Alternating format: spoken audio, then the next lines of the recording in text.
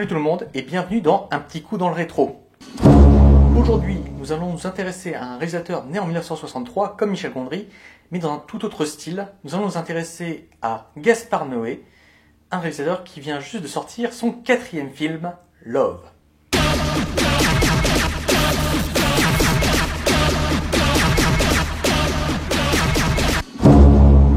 Un réalisateur en France, c'est sacré, et plus encore quand c'est un auteur. Et Gaspard Noé, qui a une œuvre traversée par différentes thématiques et par certains gimmicks de réalisation, est donc par définition un auteur. Nous allons donc faire un petit résumé de ses longs métrages et de ses courts métrages, puisque Gaspard Noé est un réalisateur qui n'a pas abandonné le format, en ne pensant pas que c'était le court métrage qui était juste le pied à l'étrier avant le long. Après avoir travaillé en tant qu'assistant réalisateur et que cadreur, il commence par 2 courts métrages qui s'appellent Tintarella di Luna et Pulp amer.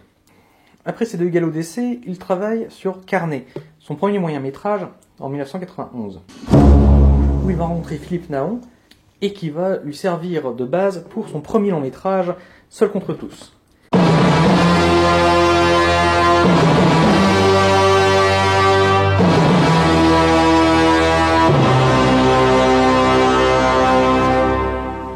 Carnet est l'histoire d'un boucher chevalin à Paris incarné par Philippe Naon.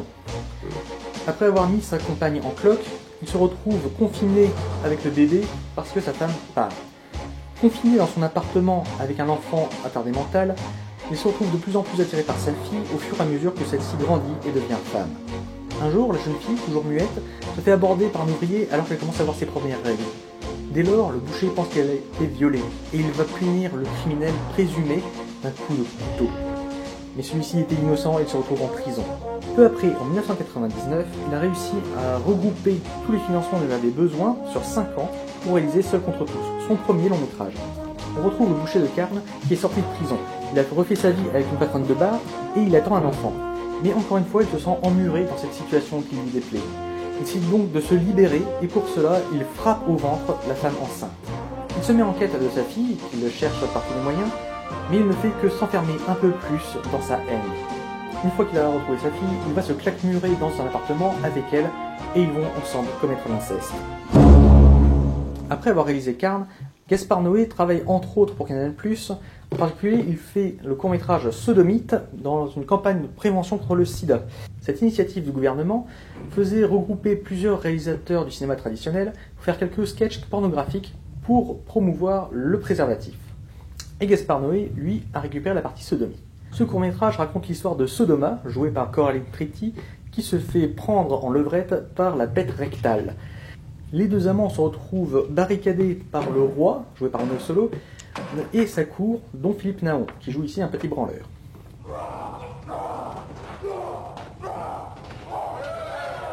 Ce premier long-métrage le fait déjà bien remarquer par son caractère atypique, mais c'est son 2e long-métrage, Irréversible en 2002, qui va lui apporter une aura sulfureuse et surtout une reconnaissance du public. Irréversible, c'est avant tout une narration antéchronologique. C'est-à-dire qu'on commence par la fin et on retourne vers le début. Cette narration a été inspirée par Memento, de Christopher Nolan, qui était sorti en 1997. L'histoire est celle de 3 personnages, Marcus, Pierre et Alex. L'histoire commence quand Marcus est emmené dans une ambulance, tandis que Pierre, lui, est emmené par la police. Marcus et Pierre ont commis un meurtre dans la cave d'un backroom. En effet, tous les 2 étaient enfermés dans une spirale de vengeance. Leur petit ami ou ex-petit ami, Alex, avait été coincé dans un tunnel et avait été violé par le Ténia. Dès lors, les 2 hommes s'étaient lancés à la poursuite du violeur. Et au fur et à mesure que nous remontons le fil du temps, nous comprenons qu'Alex, Pierre et Marcus sont prisonniers d'un destin auquel ils ne pourront pas échapper. Le film choque énormément, le public comme la critique, parce qu'il s'agit d'un film extrêmement violent, par une scène de meurtre et une scène de viol. Le public choqué se divise en 2 camps. D'un côté, ceux qui trouvent le film génial, parce que c'est une prouesse technique, et de l'autre, ceux qui le trouvent gerbant jusqu'à la dernière goutte de salive. Noé poursuit sa quête thématique de sang, de sperme et de larmes, avec la participation au long-métrage collectif Destricted. Il réalise pour ce faire un court-métrage pornographique avec l'actrice X Katsumi, qui s'appelle We Fuck Alone. On baise seul. Retenez bien ça, c'est aussi une thématique de Noé. Toujours à la recherche de plus de sensations dans ses films, Noé réalise un film ultra sensoriel, Enter the Void en 2010. Enter the Void, c'est une narration éclatée, encore plus éparse que pour Irréversible, et encore un exercice de style avec une caméra volante virtuose. Nous allons suivre le parcours de Oscar, jeune dealer expatrié à Tokyo. Il se retrouve quelque temps dans son appartement et dans sa consommation de drogue. Alors qu'il essaie d'échapper à la police, il se fait abattre dans les chiottes. Son esprit se retrouve libéré de son corps, mais surtout séquestré par ses souvenirs et par l'amour inconditionnel qu'il porte à sa sœur. Nous assistons donc au voyage de l'esprit d'Oscar, qui vagabonde entre ses souvenirs et l'histoire de sa sœur et du deuil de ses amis, verrouillé qu'il est sur le chemin tout tracé du livre des morts tibétains. Et 5 ans plus tard, en 2015, Gaspard Noé arrive avec un nouveau scandale à Cannes, Love. À regarder les premières bandes annonces, je pensais que Love serait l'histoire d'un triangle amoureux entre 2 femmes et un homme, mais en fait il s'agit bien de l'histoire d'un homme qui navigue entre 2 femmes, exclu qu'il est de l'une comme de l'autre. Murphy se sent embastillé dans une situation familiale qui ne lui plaît pas. La femme qu'il a pour compagne ne lui plaît plus, mais il le reste parce qu'il lui a fait un enfant et qu'il se sent redevable de cela. Quand il apprend que Electra, la femme qu'il a réellement aimée, a disparu, il se confine dans ses souvenirs plutôt que d'aller la chercher, et se remémore sa plus grande histoire d'amour telle qu'il l'a ressentie lui-même.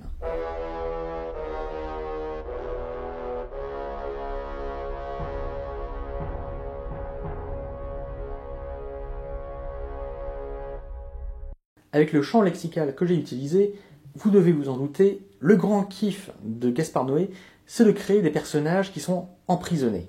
Qu'ils soient emprisonnés par un destin, par leur situation sociale, par leur tête ou par leurs actions, à aucun moment les personnages de Noé ne sont libres. Reprenons. Pour Carnet et seul contre tous, le boucher est prisonnier de sa haine, tandis que sa fille est prisonnière de son handicap.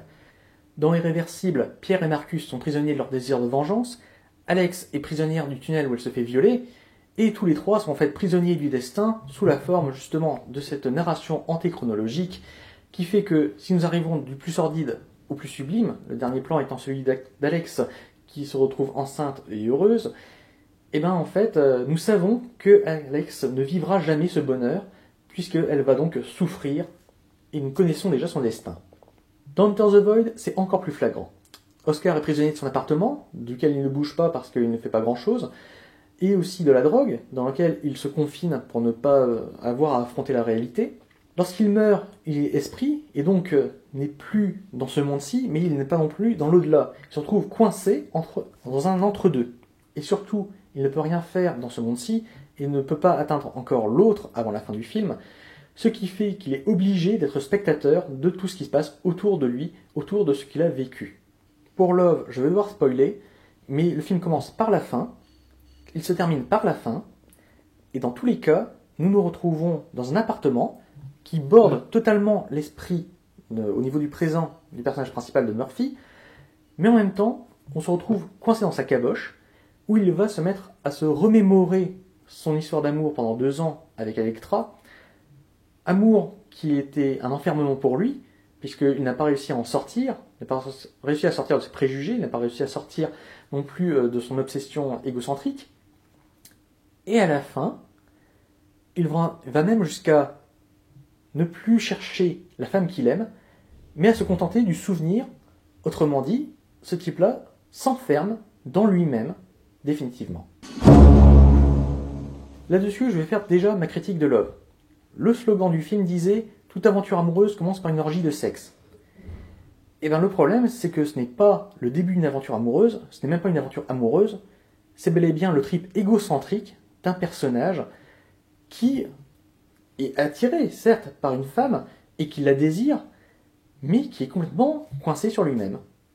En témoignent plusieurs scènes, que ce soit celle du commissariat, où il est très mécontent et se considère comme une victime, ou bien encore dans la boîte de nuit, où après avoir trompé sa petite amie, c'est assez curieux pour quelqu'un qui dit être amoureux de tromper sa petite amie, il refuse de reconnaître ses torts, et quand il apprend que sa petite amie l'a trompé, là il se met en colère, comme s'il y avait eu mort d'homme. Alors qu'il n'a fait que prendre ce qu'il mérite. Effectivement, il trompe sa copine le trompe. C'est tout à fait normal. Bon d'accord, ce n'est pas normal, mais c'est logique. Et cette logique-là, ce personnage n'arrive pas à le comprendre, pour la simple et bonne raison que justement, tout ce qui ne se rapporte pas à lui, eh ben, il ne le comprend pas. Il y a donc cette dernière scène, dans une baignoire, où le personnage de Murphy se retrouve avec son fantasme d'Electra, enlacés, tous les deux nus, dans la baignoire, alors que Elektra, la vraie, elle, est toujours portée disparue. Autrement dit, le fantasme est plus important pour Murphy que la vraie femme. En quoi donc est-ce de l'amour? Tout ce qu'il cherche, c'est son plaisir, pas l'amour. L'amour, c'est à deux, c'est une construction. Et ça peut même être à trois. Au départ, quand j'ai vu les bandes annonces, je pensais donc que ce serait une histoire de triolisme. Je savais déjà, pour avoir un petit peu analysé le travail de Noé, que ce serait une histoire d'enfermement. Et je pensais que ce serait donc un couple qui forme un trouble ensuite et qui s'enferme pour ne pas être emmerdé par la société. Et ben là, non, c'est juste un homme qui se ferme à tout le monde en voulant être aimé, mais en refusant d'aimer lui-même. Comme le dit d'ailleurs à Murphy, le personnage d'Electra, tu ne connais rien à l'amour.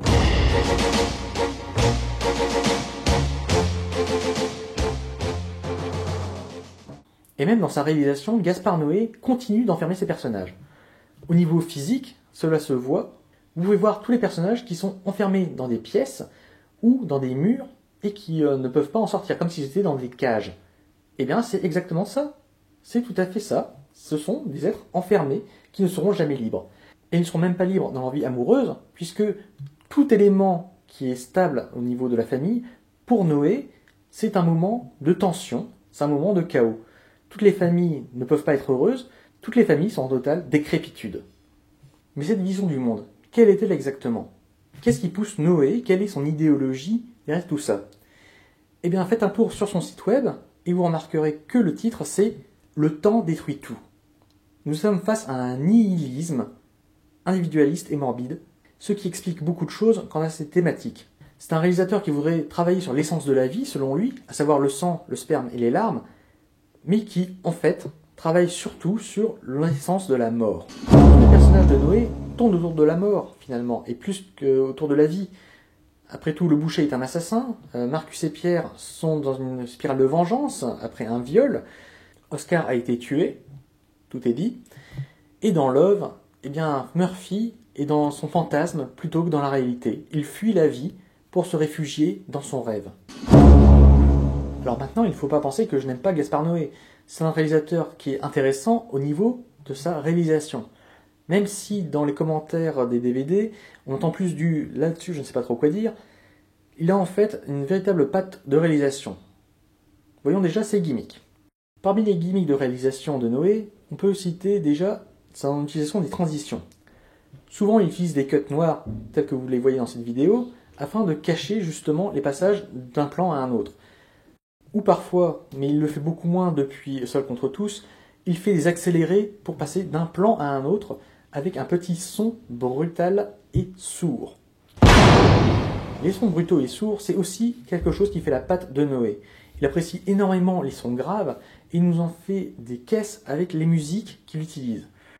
Mais aussi, et ça peut se voir par exemple dans Irréversible, il n'hésite pas à utiliser des sons que l'on n'entend pas, puisque ce sont des sons uniquement ressentis dans le squelette qui permettent de façonner un peu plus l'immersion du spectateur. Malheureusement pour Irréversible, ces sons étaient utilisés lors des scènes les plus malsaines, ce qui m'était mal à l'aise. Plutôt que d'essayer de plonger un spectateur, ça le faisait un peu repousser. En tout cas, ça a été mon cas. Mais l'élément en tant que réalisateur que j'apprécie le plus chez Noé, c'est son utilisation de la caméra. Il utilise deux grands types de dispositifs de caméra pour faire ses films. La première, c'est faire des plans fixes cadrés au millimètre. C'est surtout dans Carne, dans Seul contre tous et dans Love, donc il y a un retour aux sources en quelque sorte avec ce film-là, que l'on retrouve cette technique. Notons de même une certaine redondance dans la composition de plans chez Gaspard Noé. C'est déjà visible avec Carne, dont certains plans sont repris directement dans Love, je vous mets un petit extrait ici, mais c'est une technique qui a surtout été inventée avec Enter the Void afin de pouvoir faire un montage qui fasse un écho complet de film en film. Ici vous ne pouvez pas le voir parce que je n'ai pas d'extrait, mais il y a dans Love, en tout et pour tout, une dizaine de compositions de plans dans tout le film. C'est-à-dire que vous n'avez en gros que 10 types de plans que vous verrez pendant 2 heures. Et bien avec ces 10 types de plans, Gaspard Noé peut se permettre de passer d'un plan à un autre au niveau du montage afin de donner une nouvelle façon de voir son histoire, une nouvelle narration. Et c'est très bien.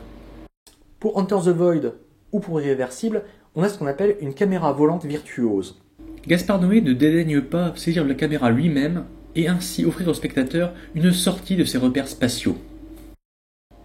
Cette volonté de sortir le spectateur de sa zone de confort, Gaspard Noé le tire de son film préféré, 2001 l'Odyssée de l'espace de Stanley Kubrick. Il ne cesse de le regarder et d'en parler aussi, puisqu'on peut le voir dans Irréversible, il y a une affiche de 2001 l'Odyssée de l'espace qui est présente. On peut le voir aussi dans Love, puisqu'il y a toute une discussion qui est faite à partir de 2001 l'Odyssée de l'espace. Regardez ces passages. C'est absolument extraordinaire. Que ce soit pour Irréversible et pour ses longs plans séquences, ou pour la caméra qui représente l'esprit d'Oscar pour Enter the Void, nous avons une caméra hyper fluide, avec des transitions très bien gérées, qui traverse les murs, qui va partout, et surtout qui peut nous montrer tout ce que le réalisateur a envie de montrer.